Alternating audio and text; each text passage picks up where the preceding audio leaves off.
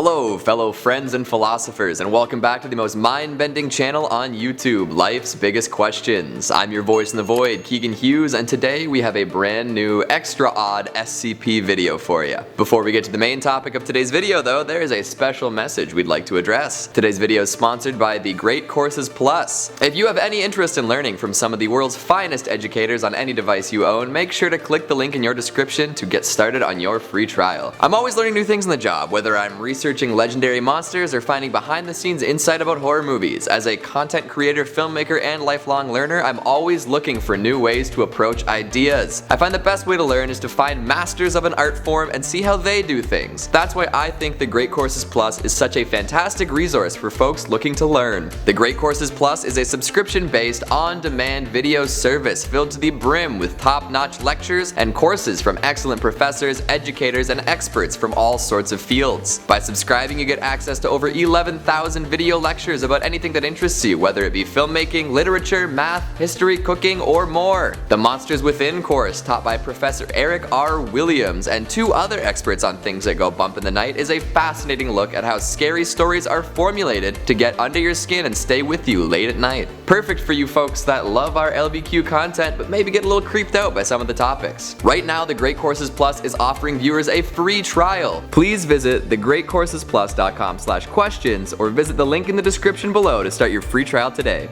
Thank you again to the Great Courses Plus for sponsoring this video. Outstanding. Now let's redirect our focus to SCP-3008. Have you ever been lost in an Ikea?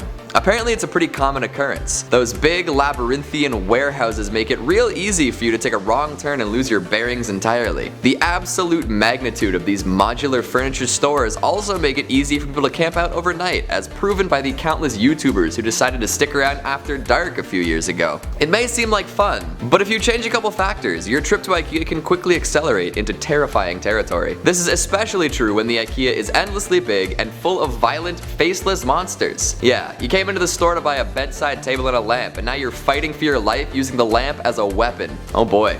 SCP-3008 appears to be a big, abandoned Ikea building. Nothing too weird about it from the outside, just a blue and yellow warehouse in an empty car park. However, once you enter through those front doors, everything changes. Anyone who strolls through the sliding doors and walks far enough to be out of sight will be translocated into SCP-3008-1. Usually the victims won't notice until they try to leave and are unable to find the exit. With no visible walls and nothing implying that the open space inside will end, this Ikea might be infinite. It has all the regular features though: long winding aisles, different departments populated with furniture for specific rooms, a cafeteria every once in a while. You better like Swedish meatballs, because that's all you're getting for the foreseeable future. Apparently a whole bunch of people have wandered into this furniture store and never found their way out. Many have been present since before the Foundation contained the Ikea. Groups of folks have formed rudimentary civilizations and created little settlements to live in. There are multiple settlements all spread out across many kilometers within the ever-expanding Swedish megamart.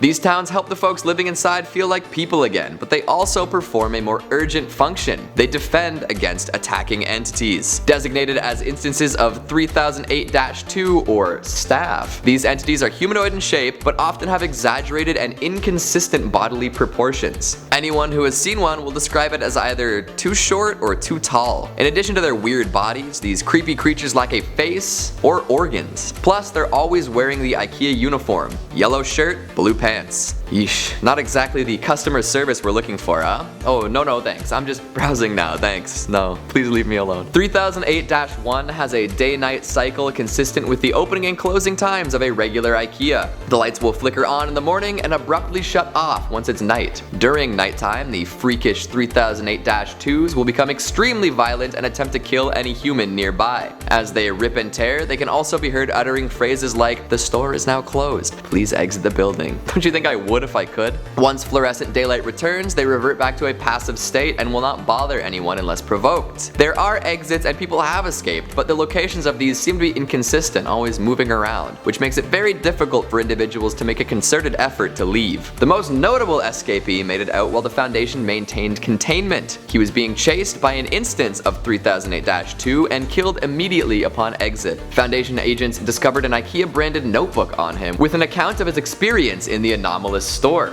His account details wandering alone for a while before coming across a human settlement known as Exchange. Yes, the town was named after the department it was nearest. He lived there for about 6 months, achieving some sort of normalcy. It was kind of like when the people settled down in The Walking Dead, you know, scavenging for supplies and warding off a steady influx of walkers. Crude weapons were fashioned and lots of meatballs consumed for sure. Although he noticed there wasn't any weather in this space, and all the people living in the settlement had very different accounts of the reality that they originated in. Some folks had no knowledge of things like the Statue of Liberty or the International Space Station, even though they seemed to come from English-speaking North America. This opens the possibility of 3008 being multi-dimensional, with people being fed in from different universes. Right before the journal writer escaped, Exchange was demolished by a massive group of the staff. Apparently they're attracted to their own corpses and will attack whatever is nearby. Someone had left a chunk of staff in the supply boxes, which lured an insane amount of these things to the settlement. There were so many staff corpses being piled up against the barricades that they could literally just climb over the bodies of the previous ones into the safe zone. That is like some World War Z type stuff. So now that we've got a pretty vivid picture of what's going on inside SCP-3008, we need to start thinking about what would happen if it were real. How would we deal with an anomaly like this if it really existed? Oh boy.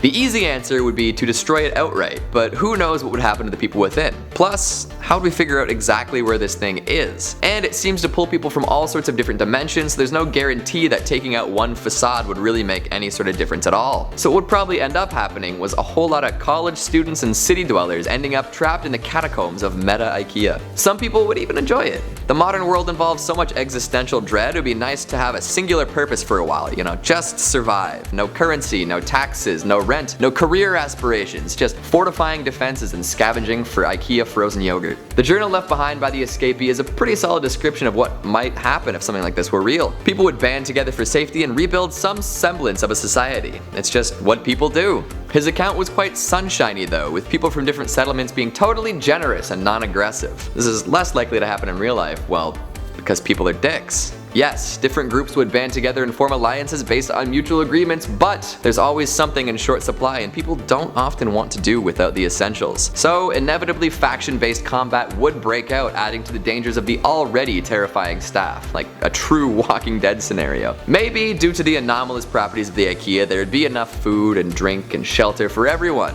But even then, interpersonal conflicts about the best courses of action, Ikea politics, and relationships would arise. It's human nature to fight with each other.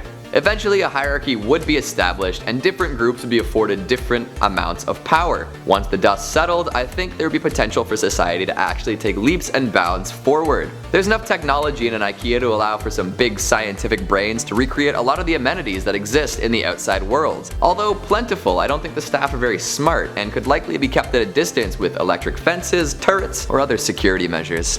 Whatever they can dream up.